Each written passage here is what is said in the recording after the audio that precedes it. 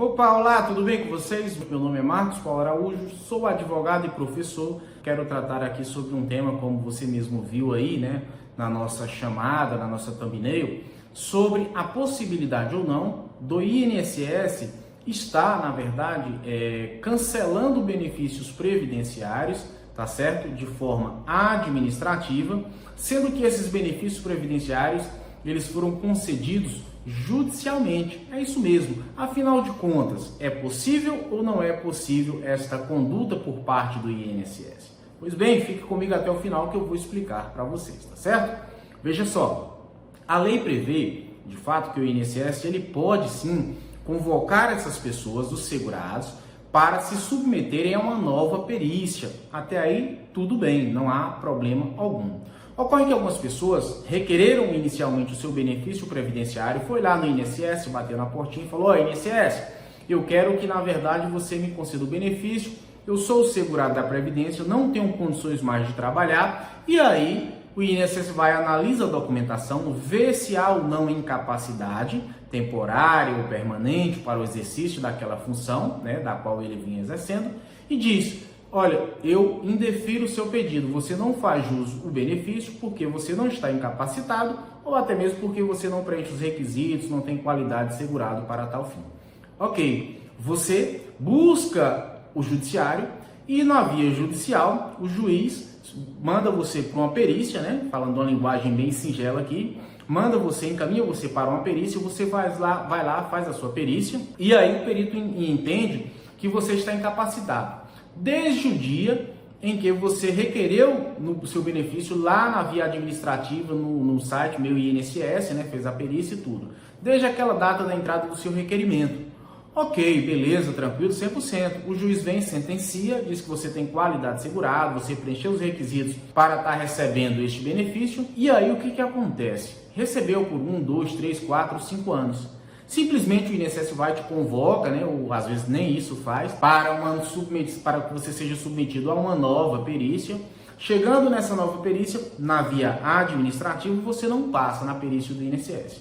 Aí ele vem e suspende o seu benefício. Isso pode ou não pode? Veja só, a Justiça, aqui no Tribunal Regional Federal da Primeira Região, Tribunal Regional Federal da Quarta Região, eles têm entendido que, na verdade, isso não pode. Para que haja uma desconstituição, digamos assim, dessa decisão judicial, haveria a necessidade de quê? De que o INSS provocasse o judiciário para que rediscutisse aquela matéria e que a prova pericial fosse feita sob o crivo do juízo, tá certo? Ou seja, judicialmente. Então, portanto, o INSS iria provocar o judiciário você iria ser intimado, citado normalmente, assim como você fez, na verdade, para que o INSS te concedesse o benefício, faria-se uma perícia e, constatando ou não, você, se constatar a sua incapacidade, você recebe o benefício. Não sendo constatado, o seu benefício seria suspenso, aliás, cessado, né? Não seria mais suspenso, seria cessado. Então, portanto, o judiciário, e aqui a gente fala desses tribunais regionais federais, que já são a segunda instância, digamos assim, porque existem as varas federais. Se você mora aí no interior, lá vai ter uma vara federal, né? Se você já mora na capital, nós temos a seção judiciária aí federal, tá certo?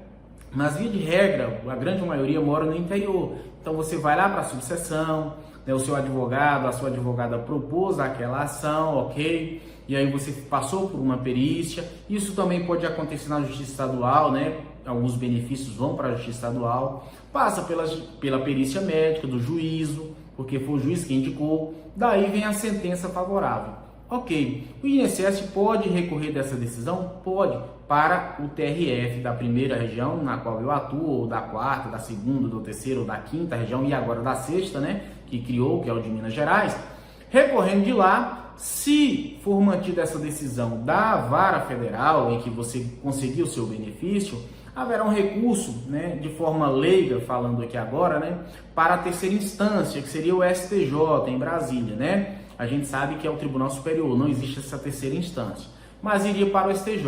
Então, o que acontece? Nas primeiras instâncias, tanto na seção judiciária, na subseção judiciária, né, bem no interior mesmo, quanto no TRF, que já é em Brasília, no caso da primeira região, tem se entendido de que, na verdade, o INSS não pode fazer isso, tá certo? E diante de tantas questões que foram tratando desse tema, o que aconteceu, gente? Olha, chegou-se ao Superior Tribunal de Justiça. E diante dos inúmeros recursos que chegaram no Superior Tribunal de Justiça, houve o que nós chamamos no direito de afetação desse tema. O que é isso, professor? O STJ, Superior Tribunal de Justiça, entendeu o seguinte, que nesse caso específico, o tema tem uma relevância, uma amplitude nacional devido à quantidade, à gama de recursos que estão tramitando por ele. E que, portanto, nesse caso específico, há necessidade de se aguardar, digamos assim, aquele julgamento,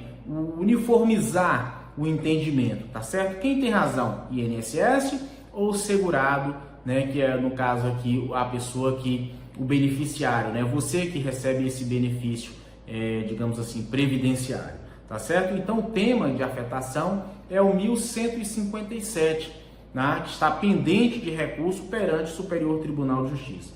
Você estando nessa situação, o que eu, Marcos, recomendo que você faça? Uma vez que o INSS esteja suspendendo o seu benefício ou até mesmo tenha cessado o seu benefício previdenciário, que você procure um advogado especialista e que proponha as ações competentes. Por que eu digo isso? Porque está pendente? Tá. Porém, eu acredito que, sem dúvida, não vou dizer com toda certeza, mas eu acredito que o segurado, nesse caso, o beneficiário, ele consiga obter ou lograr êxito nesse tipo de processo. Por que eu digo isso? Porque, via de regra, as decisões têm sido nesse sentido, de forma bem fundamentada, Ora, se existe aquilo que nós chamamos de coisa julgada, digamos assim, no direito, acontece que isso deve ser respeitado, ou até mesmo o que nós chamamos também, indo um pouquinho mais de forma profunda e técnica, o paralelismo das formas, porque aquele benefício ele foi constituído através de uma decisão judicial. Então, portanto, a administração pública, embora ela possa convocar o segurado para fazer uma revisão administrativa, aquela decisão que concedeu o benefício foi judicial. Ela estaria numa fase administrativa revisando ou reformulando ou até mesmo revogando uma decisão judicial. E aí, processualmente falando, isso não é admitido por parte, é claro, de alguns doutrinadores, de alguns processualistas, Mas não vamos adentrar nisso aqui. O que eu quero que você compreenda e o que eu recomendo é que se você estiver nessa situação, que proponha o quanto antes a sua ação, tá certo? A sua ação previdenciária, pedindo o restabelecimento, tá certo?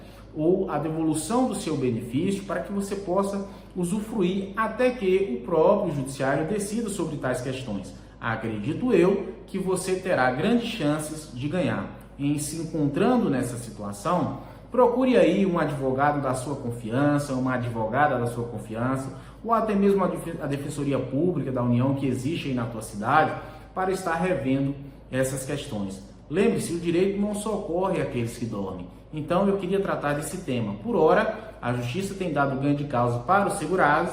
O tema está no Superior Tribunal de Justiça, 1157, afetado agora, se não me engano, em junho de 2022. E nós aguardaremos aí a decisão, digamos assim, do Superior Tribunal de Justiça. Um forte abraço, fique com Deus, eu espero ter contribuído para o seu entendimento, ter te ajudado de alguma forma. E até o próximo vídeo. Valeu, fui!